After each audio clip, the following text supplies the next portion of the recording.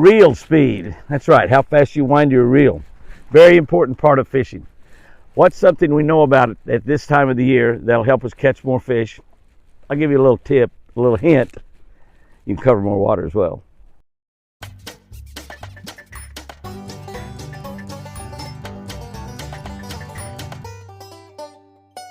Good morning, guys and girls. Good morning. April 10, reading from the Catch a Better Life book on the Catch a Better Life channel. If you like your own copy of that, you can get it at jimmyhouston.com. Go to jimmyhouston.com. If you want this signed and autographed, personalized to somebody, they're tremendous gift books. They're in the gift book category. If you got somebody that's got a graduation coming up this year from school, or maybe a birthday, maybe an anniversary, something that you want to buy a small present for, just because you love somebody, you want to buy a present for them that will change their life. They will catch a better life. We read these every day on the Catch a Better Life channel. We post these videos 5 o'clock Central Time. Catch a Better Life on YouTube. Jimmy Houston Outdoors, all capital letters, on Facebook. Jimmy Houston Outdoors on Twitter, Instagram. We're on all of them. X, we got them all. April 10, James 1:3 says, "You know that these troubles test your faith, and this will give you patience." This will give you patience. Now, all my life I've never really prayed for patience, but maybe I've kind of overlooked this scripture reading the Bible through every single year since I was in my 20s. And maybe I kind of overlooked this scripture because I didn't want patience. I had a lot of troubles, and those troubles were testing my faith, and at the same time they were giving me patience that I really didn't want but really needed. I really need patience right now in my life. I pray for patience all the time. But when we have troubles, it says right here in James, which I call the book of Jimmy, it says right here in James that these troubles test your faith. This will give you patience. Here's what I wrote about that. Learning to cast a casting reel can try anyone's patience. For most, it takes a lot of backlashes. It takes horrible casts before you even begin to learn. Before you even begin to learn, you picked out a lot of backlashes. You made some really, really bad casts.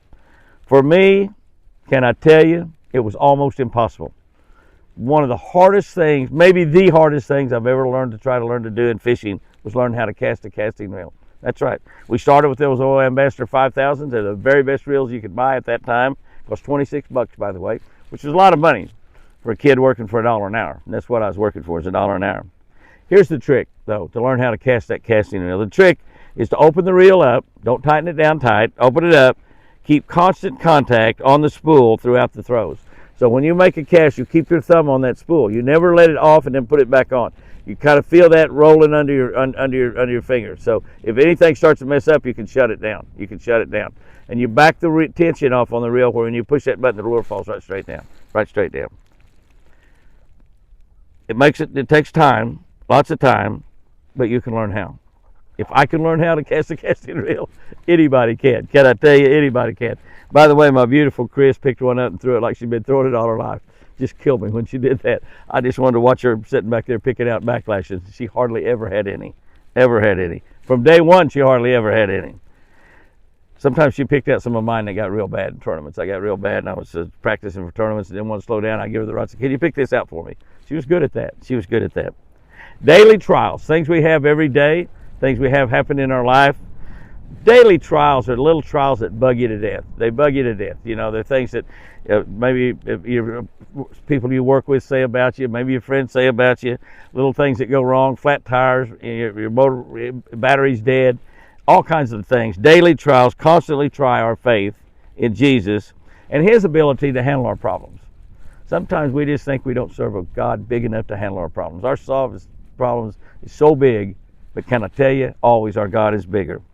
We're not alone.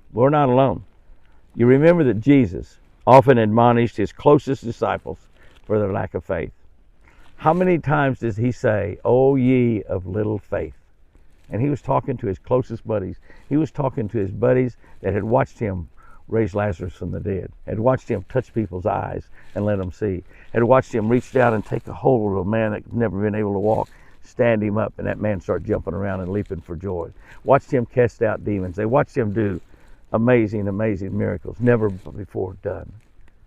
And yet they hadn't have enough faith. He kept telling them, "O ye of little faith." The daily problems that we have are beneficial. They're beneficial.